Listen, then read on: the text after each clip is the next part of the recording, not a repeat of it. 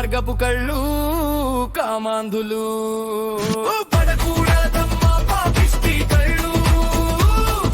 పాపిష్టి చిలుకలో గాతకము ఉంటుంది దూరంగా ఉందమ్మా కోపిష్టి పిల్లకి బతుకున్న కారం పోసేస్తుంటారు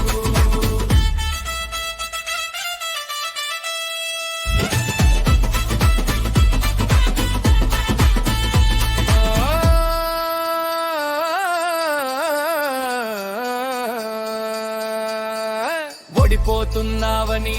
వివరించి చెప్పవద్దు గెలిచానని గోల పెట్టి వినిపించకు విలువల లేనివాడు మనిషంటే మమకారం లేనివాడు